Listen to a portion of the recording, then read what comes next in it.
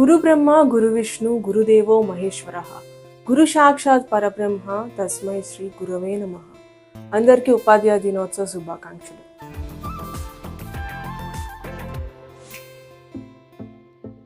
ఈ ప్రపంచంలో గురువే సమస్తం.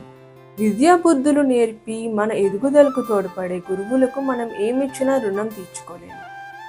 మనం ప్రయోజకులమై ఉన్నత స్థానాలను అధిరోహించినప్పుడే అసలైన గురుదక్షిణ. పురాణ ఇతిహాసాలు సైతం పిల్లల భవిత్యవాన్ని తీర్చిదిద్దడంలో తల్లిదండ్రుల తర్వాత స్థానం గురువులదేనని తెలిపాయి.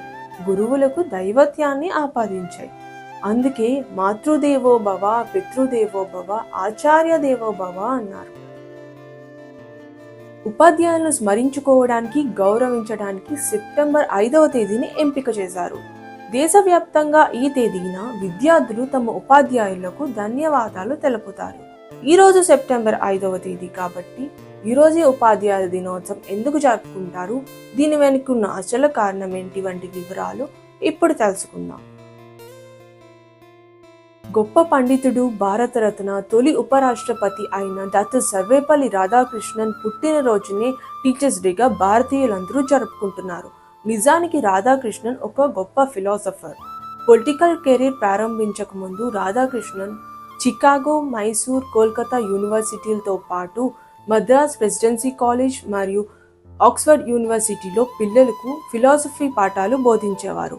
ఈయన బోధించే పాఠాలకు విద్యార్థులు మంత్రముగ్ధులయ్యారు. అయితే 1962లో ఈయన భారత తొలి రాష్ట్రపతిగా నియమితులయ్యారు. అయితే సెప్టెంబర్ 5వ తేదీన ఆయన పుట్టినరోజు వేడుకలు జరుపుకునేందుకు అనుమతి ఇవ్వమని ఆయన సన్నిహితులు, కుటుంబ సభ్యులు సంప్రదించారట. అప్పుడు ఆయన పుట్టినరోజుని జరపడం కంటే సెప్టెంబర్ 5వ తేదీన ఉపాధ్యాయ దినోత్సవంగా జరిపితే అది నాకు గర్వకారణం అన్నారట. అలా ఆ రోజు నుంచి రాధాకృష్ణన్ జన్మదినం అయిన సెప్టెంబర్ 5న భారతీయులందరూ టీచర్స్ డేని సెలబ్రేట్ చేసుకోవడం ఆనవాయితీగా మారింది. భారతదేశం తప్ప మిగతా దేశ ప్రజలు అందరూ అక్టోబర్ 5వ తేదీన టీచర్స్ డేని సెలబ్రేట్ చేసుకుంటారు. ఆయన జీవితంలో కొన్ని మధుర ఘట్టాలను తెలుసుకునే ప్రయత్నం చేద్దాం. సర్వేపల్లి రాధాకృష్ణన్ 1888 సెప్టెంబర్ 5వ తేదీన తమిళనాడులోని తిరుత్తని గ్రామంలో తెలుగు బ్రాహ్మణ కుటుంబంలో జన్మించారు. తల్లిదండ్రులు సర్వేపల్లి వీరస్వామి, సీతమ్మ దంపతులు. రాధాకృష్ణన్ తొలినాళ్ళు తిరుత్తని, తిరుపతిలోనే గడిచాయి.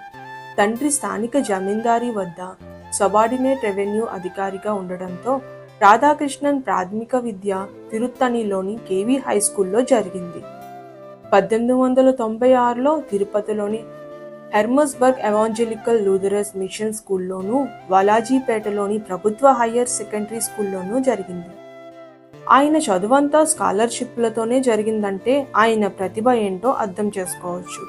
అనంతరం 16 ఏళ్ల ప్రాయంలో పెద్దలు కుదిర్చిన తన దూరపు బంధువైన శివకామును రాధాకృష్ణన్ వివాహం చేసుకున్నారు. వీరికి గోపాల్ అనే కుమారుడితో పాటు 5 కుమార్తెలు ఉన్నారు. ఏ దానం చేసినా కరిగిపోతుంది, కానీ విద్యాదానం చేస్తే చచ్చేంత వరకు వారితోనే ఉంటుంది. అలాంటి గొప్ప దానం చేసిన గురువులందరికీ ఉపాధ్యాయ దినోత్సవ శుభాకాంక్షలు. ఈ ఉపాధ్యాయ దినోత్సవ నేపథ్యంలో ఓ చిన్ని కొటేషన్. చదివి అర్థం చేసుకున్నప్పుడే దానికి విలువ, లేకపోతే అట్టి చదువరికి చెదపురుగుకు తేడా లేదు. నేను మీ యూహా మహంతి, సైనింగ్ ఆఫ్. వచ్చే వీడియోలో మళ్ళీ కలుద్దాం.